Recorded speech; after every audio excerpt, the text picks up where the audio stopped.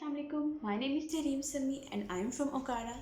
I gave my MTCAT in 2020 but I couldn't make it, so I repeated in 2021 and Alhamdulillah now I have secured admission in Amiruddin Medical College Lahore, affiliated with Lahore General Hospital. So I will give a brief intro of my academic record, then we will start the video. Okay? I got 1058 marks in metric and 1046 in FSC and 181 in MDCAT. So now my aggregate is 91.2468. ठीक है. So अब हम MDCAT के बारे में proper एक guidance video start करते हैं. सबसे पहले हम प्रिपरेशन पर बात करेंगे, सब्जेक्ट वाइज गाइडेंस पे बात करेंगे. ठीक है. एकेडमी आपको रखनी है नहीं रखनी उस पर बात करेंगे. फ्रेशर्स के लिए सेपरेट स्ट्रेटजी होती है, रिपीटर्स के लिए डिफरेंट होता है. So we will talk about everything. ठीक है. MTCAT में मेहनत तो आपने करनी होती है, लेकिन मेहनत के साथ साथ आपने अल्लाह ताला पर भरोसा रखना है कि आप अपना 100% दे रहे हैं तो वो आपको कामयाब करेगा. ठीक है. दूसरा, आपने अपने ऊपर खुद भरोसा रखना है. अगर आप अपने ऊपर खुद ही भरोसा नहीं कर रहे तो how can you expect from any one else. कोई और आप पर कैसे यकीन करेगा. अपने आप को खुद डीमोटिवेट ना करें कि यार बहुत मुश्किल है, नहीं होगा, उसका भी नहीं हुआ था, उस टॉपर का नहीं हुआ था, फलां का नहीं हुआ था. कुछ नहीं होता. आपने अपना 100% देना है, बाकी आप छोड़ दें, जो होगा देखा जाएगा. ठीक है. मेहनत और अल्लाह ताला पर भरोसा और ख़ुद पर यकीन कि I can do it and I will do it. ठीक है. अब हम बात करते हैं अपनी सब्जेक्ट वाइज MDCAT के बारे में. हर सब्जेक्ट को हम सेपरेट बात करते हैं कि उसकी हमने किस तरह से प्रिपरेशन करनी है, किस तरह से उसे लेके चलना है. So let's start. जैसे कि जो बच्चे अब MDCAT दे रहे हैं उन्हें पता होगा कि हमारे पास MDCAT में अब 5 सब्जेक्ट्स हैं: bio, physics, chemistry, English and logical reasoning. तो सबसे पहले हम बायो पे बात कर लेते हैं. बायो के लिए अब नेशनल MDCAT में सिर्फ पंजाब बोर्ड की बुक तक रहना ये आपकी बेवकूफ़ी है. आपने पंजाब PTB से पढ़ना है. ठीक है. बायो को आपने फेडरल से भी करना है. इसकी जो मैंने स्ट्रेटजी की थी वो ये थी, सबसे पहले मैं पंजाब टेक्स्ट बोर्ड की बुक से उसको चैप्टर को प्रिपेयर करती थी. और इसमें आपने अब रट्टा नहीं मारना लाइंस को. लाइंस आपको पता होनी चाहिए, बुक लाइंस, लेकिन उसके साथ साथ अपने अपने कंसेप्ट क्लियर करने हैं. क्योंकि अब नेशनल MDCAT है. पहले UHS में क्या होता था कि एज इट इज़ बायो में तो ख़ास तौर पे बुक की लाइंस आती थी, लेकिन अब नेशनल MDCAT है तो हमारे पास कंसेप्ट होगा तो हम MCQs जिस भी बुक से वो आएगा हम उससे सॉल्व कर लेंगे. आपने उसको PTB से रीड करना है. उसके बाद आपने फेडरल की बुक उठानी है. जो टॉपिक आपने PTB से प्रिपेयर किया है, फेडरल की बुक में उस टॉपिक को आपने पूरे चैप्टर को जो भी वो उस टॉपिक का होगा उसका आपने रीड करना है. जो लाइंस आपकी PTB में नहीं थी, जो आपको लग रहा है कि ये लाइन न्यू है, ये मैंने नहीं पढ़ी, उसको आपने एक हाईलाइटर से हाईलाइट कर लेना है. इससे क्या होगा, जब आप नेक्स्ट टाइम जब भी उस टॉपिक को रिवाइज करेंगे तो आपको फेडरल से दोबारा से पूरा चैप्टर नहीं पढ़ना पड़ेगा. सिर्फ जो आपने हाईलाइट किए होंगे लाइंस उनको आपको पढ़ना पड़ेगा. दूसरा इसका ये होता है, कुछ बच्चे वहाँ से एक्स्ट्रा लाइंस अपने नोट्स में नोट कर लेते हैं, लेकिन वो अगर ज़्यादा चीज़ें हों तो वो नोट करना मुश्किल हो जाता है. सो अगर आप हाईलाइट कर लें तो वो भी बहुत अच्छा हो जाएगा. ठीक है. नेक्स्ट हम बात करते हैं फ़िज़िक्स की. फ़िज़िक्स में आपने PTB से कर लें तो उसमें ऑलमोस्ट सारे कॉन्सेप्ट्स हो जाते हैं क्लियर, आपको एक्स्ट्रा से नहीं करना पड़ता. फिर भी अगर रिपीटर्स जो हैं उनके पास टाइम ज़्यादा होता है, वो अगर उसको फेडरल से पढ़ लें, कोई एक्स्ट्रा बातें हैं उन्हें हाईलाइट कर लें तो अच्छा होगा. अदरवाइज़ अगर आप PTB तक भी रहते हैं so it's good, it's enough. ठीक है. अब आपने फ़िज़िक्स में जो मैंने सबसे ज़्यादा इशू बच्चों से भी सुना है, अपनी क्लास फेलो से भी सुना है, और ये इशू मैंने खुद भी फेस किए शुरू में, वो ये था कि मुझे फार्मूला सारे आते हैं, लेकिन जब टेस्ट हो रहा है एकेडमी में कोई भी, तो मुझे उस MCQs को पढ़ के फार्मूला अप्लाई करना नहीं आ रहा. ये बहुत सारे बच्चों को इशू होता है और इसका सिर्फ़ और सिर्फ एक हल है, वो है प्रैक्टिस. जितनी आप प्रैक्टिस करेंगे फिज़िक्स की, आपको उतना आपको फॉर्मूलाज अप्लाई करना आ जाएंगे, आपको क्वेश्चंस को देख के सॉल्व करना आ जाएगा, आपकी स्पीड ज़्यादा हो जाएगी। ठीक है, सिर्फ फिज़िक्स का हल सिर्फ प्रैक्टिस है।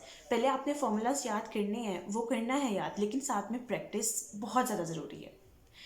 जितनी बाकी सब्जेक्ट्स की आपने प्रैक्टिस करनी है, फिज़िक्स में आपको उससे डबल प्रैक्टिस करनी है। ठीक है, नेक्स्ट है केमिस्ट्री। केमिस्ट्री पीटीबी से इनफ है, आप वहाँ से कर लें, it's more than enough. English में आपको ग्रामर पे फोकस करना है, वकैब भी करनी है, लेकिन इस बार भी स्पेलिंग्स ही आए थे, वकैब एज सच कोई नहीं आती, लेकिन फिर भी वो सिलेबस में मेंशन है, तो आपको वकैब करनी है। नेक्स्ट है लॉजिकल रीजनिंग। लॉजिकल रीजनिंग में आगे 5-6 कैटेगरीज हैं लॉजिकल रीजनिंग वाले क्वेश्चंस की, तो उन सबको आपने जो बेस्ट है वो तो मेरे ख्याल से यही है, किप्स की प्रेप बुक है, एक बुकलेट सी है लॉजिकल रीजनिंग की। ठीक है, तो वो आप उसमें सारे टॉपिक्स दिए हुए हैं, उनको सॉल्व करने का तरीका है, साथ में उसकी प्रैक्टिस है, तो उससे आपका अच्छी प्रिपरेशन हो जाती है कि आप पेपर अपना ईजीली सॉल्व कर सकते हैं। ठीक है, ये हमारे 5 सब्जेक्ट्स की सब्जेक्ट वाइज हमने इसको कैसे प्रिपेयर करना है वो हो गया है। ठीक हो गया। नेक्स्ट अगर बात की जाए अकेडमीज़ की, तो एकेडमी आपने खुद देखना है आप किस में ज़्यादा कंफर्टेबल हैं। अब ये भी नहीं हो सकता, वैसे अगर आप कर सकते हैं कि 2 दिन आप किप्स में जाके देख लें, 2 दिन आप स्टेप में जाके देख लें, या जो भी अकेडमी आपके पास है, फिर आप देख लें कि इन टीचर्स की मुझे ज़्यादा अच्छी समझ आ रही है, आप उसको चूज़ कर लें। लेकिन हर बच्चे का ये डिफरेंट होता है, तो ना मैं ये कहूँगी कि आप किप्स ज़रूर जाएँ, आप स्टेप ज़रूर जाएँ। और अगर कुछ बच्चे होते हैं वो अकेडमी नहीं ज्वाइन करना चाहते, तो बेशक वो ना ज्वाइन करें। ऑनलाइन वेबसाइट्स हैं, उनमें से जो एक फ्री वेबसाइट है, सबने आप लोगों ने सुना भी होगा, आप लोगों को पता होगा, सईद एमटीकेट। उसमें आपको MCQs, लेक्चर्स, हर एकेडमी के, किप्स के, स्टेप के, आपको हर चीज़ वहाँ पर अवेलेबल है। अगर आप घर में बैठ कर प्रिपरेशन करना चाहते हैं तो आप वहाँ से हेल्प ले सकते हैं, या ऑनलाइन कोई भी पेड वेबसाइट्स होती हैं, आप उन्हें ज्वाइन कर सकते हैं। ठीक है, नेक्स्ट हम बात करते हैं सिलेबस की। जैसे कि 2020 से एमटीकेट हो गया है नेशनल, सो आपने ना तो अपनी बुक तक रहना है और ना ही मैं कहूँगी सिलेबस तक रहें। सिलेबस में जो इस दफ़ा हुआ है, लास्ट ईयर इतना इशू नहीं था, लेकिन 2021 में ये नहीं हुआ कि जो आपके सिलेबस में टॉपिक मेंशन है सिर्फ उन्हीं में से आया है। टेस्ट जनरल था। आप, मैं तो कहूँगी अपनी एफएससी की पूरी बुक्स प्रिपेयर करें, जो जो चैप्टर उसमें है, लेकिन फिर भी होता है, इतना टाइम नहीं होता। अगर आप नहीं कर सकते आप लोग प्रिपेयर पूरे चैप्टर, तो जो आपके सिलेबस में है वो तो आपने प्रिपेयर करना ही है, लेकिन जो आपके सिलेबस में नहीं है चैप्टर्स, उन्हें आप 1 से 2 बार अपने टेस्ट से पहले उन चैप्टर्स को थोरोली रीड ज़रूर कर लें। उसमें से जो इंपॉर्टेंट बातें हैं उन्हें हाईलाइट कर लें, उन्हें पढ़कर ज़रूर जाएं, क्योंकि हमें नहीं पता टेस्ट कहाँ से आना है। बहुत सारे बच्चों के साथ, इवन मेरे साथ खुद के साथ ये हुआ था कि जो टॉपिक सिलेबस में नहीं था उसमें से 4 MCQs हैं, जो टॉपिक सिलेबस में था उसमें से 1 MCQs हैं। तो आप इतना बड़ा रिस्क नहीं ले सकते, अपनी प्रिपरेशन आप कंप्लीट करें, हर तरह से प्रिपरेशन करें। ठीक है, अच्छा जी, अब ठीक है, हम कहते हैं प्रिपरेशन हमारी हो गई है 100%। ठीक है, बहुत सारे बच्चों की होती है, उनकी प्रिपरेशन फुल होती है। नेक्स्ट जो दूसरा एमटीकेट के लिए जितनी आपकी मेहनत इंपॉर्टेंट है, इक्वली इंपॉर्टेंट चीज़ है अपनी नर्व्स पर कंट्रोल करना। सब आपको अपने ऊपर कंट्रोल होना चाहिए, आपने पैनिक नहीं होना टेस्ट में, आपने अपने ऊपर यकीन रखना है, अल्लाह ताला पर यकीन रखना है। आप जितनी मर्ज़ी मेहनत कर लें, अगर आप कहें नहीं यार मैं पढ़ रहा हूँ, मैंने नमाज़ नहीं पढ़नी, डोंट डू दिस। अपनी स्टडी में से उसके लिए टाइम निकालें, तो अल्लाह ताला भी आपकी मदद करेगा और आपको इंशाल्लाह वो आपके मकसद में कामयाब ज़रूर करेगा। ठीक है, आपने बिल्कुल भी पैनिक नहीं होना, अपनी नर्व्स को स्ट्रॉन्ग बनाए। और नर्व स्ट्रॉन्ग कैसे होती हैं? आपकी preparation. Stress is inversely proportional to your preparation. जितनी आपकी प्रिपरेशन ज़्यादा होगी, आपका स्ट्रेस उतना कम होगा, और जितनी आपकी प्रिपरेशन कम होगी, आपका स्ट्रेस ज़्यादा होता जाएगा, आपकी एनजाइटी ज़्यादा होगी। थोड़ी सी एनजाइटी हर एक को होती है, जितनी मर्ज़ी अच्छी प्रिपरेशन है आपको एनजाइटी होती है, क्योंकि आपके इतनी 12 सालों की मेहनत आपके उन टेस्ट वाले 3 घंटों पर डिपेंड करती है, तो एनजाइटी होती है, दैट्स नॉर्मल। लेकिन बहुत ज़्यादा एनजाइटी वो होती है आपकी जब प्रिपरेशन कम हो या इस तरह के इशू हो, तब आपको ज़्यादा होती है। तो आपने अपनी प्रिपरेशन पर काम करना है। ठीक है, नेक्स्ट आपने अल्लाह ताला पर यकीन रखना है, and you can do it, you will become a doctor इंशाल्लाह। इसके अलावा जब आपके एकेडमीज़ में साथ साथ टेस्ट हो रहे हैं, उसमें से आपके जो एमसीक्यूज़ गलत हो रहे हैं, आप अपना एक रजिस्टर बना लें सेपरेट। उसके ऊपर आपने नोट करनी है अपनी मिस्टेक्स, और उन्हें जब आपके पास टाइम मिल रहा है उन्हें देखें। बहुत दफ़ा होता है कि आपने एक एमसीक्यूज़ गलत किया होता है और वो दोबारा एज इट इज़ आपके पेपर में आता है, लेकिन आपने क्योंकि उस मिस्टेक को बस ठीक है मिस्टेक गलत हो गया छोड़ दिया, ऐसे किया होता है, तो जब वो दोबारा आता है आपको वो फिर से नहीं आ रहा होता, फिर से वो गलत हो जाता है। तो आपने अपनी मिस्टेक्स को ज़रूर नोट डाउन करना है, ज़रूर मिस्टेक्स को आपने नोट करके रखना है, ठीक है। उनको आपने देखना भी है कि मैंने ये गलती की थी, मैंने क्यों की थी, और अब मैंने दोबारा वो गलती नहीं करनी, ठीक है। अब अगर हम प्रैक्टिस बुक्स या प्रेप बुक्स होती हैं डिफरेंट एकेडमीज़ की, उनकी बात करें तो किप्स की प्रैक्टिस बुक्स अच्छी हैं। आप स्टेप की यूज़ कर लें, यूनिक की यूज़ कर लें, स्टार्स, इनमें से किसी भी एकेडमी की एक प्रैक्टिस बुक उठा लें, उसको आपने सॉल्व करना है, ठीक है। और जो रिपीटर्स हैं वो उनके पास ज़्यादा टाइम है, तो वो कोई भी दो अकेडमीज़ की प्रैक्टिस बुक्स उठा लें, उसको वो कर लें अच्छी तरह से, दोनों प्रैक्टिस बुक्स को कंप्लीट कर लें। इसके अलावा जो मैंने खुद यूज़ की हैं, तो किप्स की prep books, they are quite good, you can go for them. But अगर आप नहीं जाना चाहते तो टेक्स्ट बुक्स आर इनफ, आप सिर्फ टेक्स्ट बुक पढ़ रहे हैं, पीटीबी की और फेडरल की, इन दोनों को फॉलो करें और वो इनफ होगा, साथ में आप सिर्फ प्रैक्टिस कर लें। अब ये सब कुछ हो गया, हमारी प्रिपरेशन बहुत अच्छी है, सब कुछ बहुत अच्छा है, ठीक है। अब है टेस्ट वाला दिन, ठीक है। टेस्ट वाला दिन है, हम कहते हैं हमने अपने आप को बिल्कुल रिलैक्स करना है। हमने कहना है कि या अल्लाह हमने अपना 100% दे दिया है, ठीक है। अब आगे अल्लाह ने ही आपकी मदद करनी है, उसी से मदद मांगें कि अब अल्लाह ताला आप मुझे बस मेरे मकसद में कामयाब कर दें। मैं जितनी कर सकता था मैंने वो मेहनत कर ली है, इससे ज़्यादा मैं कुछ नहीं कर सकता था, तो अब बस छोड़ दें, अब रिलैक्स हो जाए, आपने जो करना था आपने कर लिया, ठीक है। मैं आपको अपनी ही एक स्टोरी शेयर करती हूँ। मेरा टेस्ट था इस साल 16 सितंबर को, तो मेरी बहुत सारी फ्रेंड्स का टेस्ट पहले था, मेरे से पहले हो रहा था, और इस दफ़ा आपको पता है बहुत सारे ब्लंडर्स हुए हैं, तो उसकी वजह से मेरी जो इतनी ब्रिलियंट मेरी फ्रेंड्स थी उनका टेस्ट हो रहा था, उनके मार्क्स ऐसे बहुत कम आ रहे हैं, तो मैं उन दिनों में इतनी ज़्यादा स्ट्रेस में चली गई थी, इतनी ज़्यादा डिप्रेशन में चली गई थी।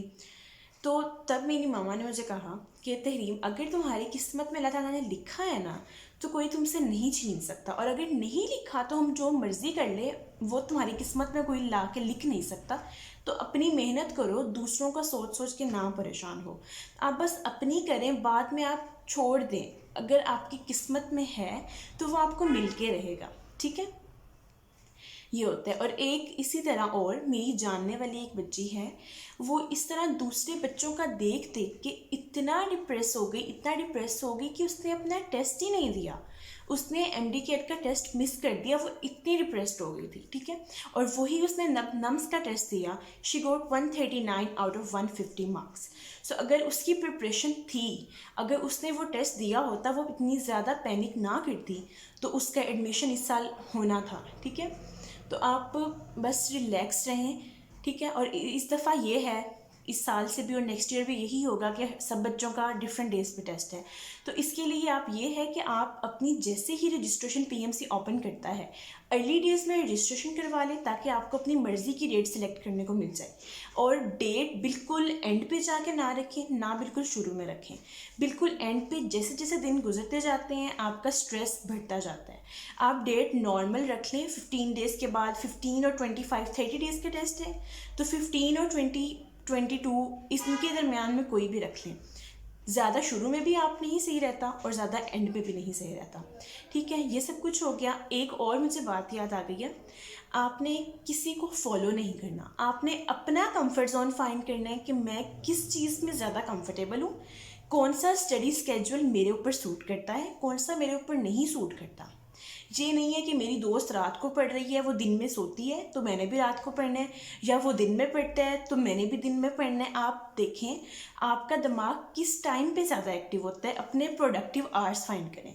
जैसे मेरा था, मैं 9th क्लास से मैं दिन में सोती हूँ, दोपहर में आके मैं सोती थी, ठीक है, और रात को मैं पढ़ती थी। और मेरा ये इस तरह का बना हुआ था साइकिल कि मैं पूरी रात जाके एकेडमी से आके मेरा दिमाग चल रहा होता था, मैं मैनेज कर लेती थी और आके सोती थी नेक्स्ट डे। लेकिन लेकिन बहुत सारे बच्चे होते हैं जो इस तरह नहीं कर सकते। तो आप किसी दूसरे को फॉलो ना करें, अपना आप एक प्रोडक्टिव आवर्स फाइंड करें, अपना स्टडी स्केड्यूल बनाएं। आपके लिए कोई और चीज़ मुश्किल है, आपके लिए बायो मुश्किल है, आपके दोस्त के लिए फ़िज़िक्स मुश्किल है, अगर आप उसको कॉपी करेंगे तो आप कैसे अपना कवर करेंगे?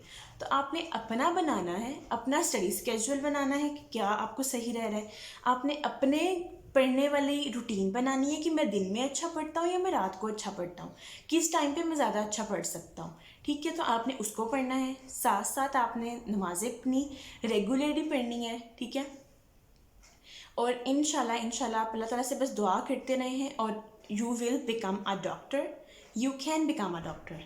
ठीक है, और अपने आप को मोटिवेट रखें, अपने आप को इस थ्रू आउट योर जर्नी आपने मोटिवेट रखना है। कहीं भी आपके अंदर थोड़ी सी भी डीमोटिवेशन नहीं आनी चाहिए मोटिवेट रखने के लिए, क्योंकि वो आपका बहुत टफ पीरियड होता है, आपकी नींद पूरी नहीं हो रही होती, आपकी सोशल लाइफ, फैमिली टाइम, सब हर कुछ ख़त्म हो जाता है, सिर्फ आप होते हैं और पढ़ाई होती है उस जो MD कैट के पीरियड के अंदर। ठीक है, तो आप अपने आप को डिफरेंट तरीके से मोटिवेट कर सकते हैं। जो एक चीज़ आपको बहुत ज़्यादा मोटिवेट करती है, ये हमें हमारे सर ने बताया था और मैंने ये किया है और मेरे लिए तो ये बहुत अच्छा रहा। उसमें यह है कि आपने स्टिकी नोट्स लेने हैं अपने रूम में, जहाँ आप स्टडी टेबल पे बैठ के पढ़ते हैं, अपने सामने आपने स्टिकी नोट्स लगा लेने हैं। I am a doctor, I can do it, और कोई भी अपने ड्रीम यूनिवर्सिटी का नेम लिख के लगा लें जहाँ पे आप जाना चाहते हैं। ठीक है, आप यकीन करें, आप जब थके होंगे, जब आपका पढ़ने को दिल नहीं चाह रहा होगा, आप उसको देखेंगे ना, आपके अंदर एक पता नहीं कहाँ से मोटिवेशन आती है कि नहीं मैंने ये करना है, तो मुझे उसके लिए जागना होगा, मैं नहीं सो सकता, मैंने पढ़ना है। ठीक है, इस सब चीज़ों को आप फॉलो करें। ठीक है, और अपनी प्रिपरेशन पूरी करें, बाकी अल्लाह ताला पर छोड़ दें, सबकी दुआएं लें और इंशाल्लाह आप डॉक्टर बन जाएंगे। So that's it for today, hope you like the video, if you do like then subscribe to my channel. अल्लाह हाफिज़।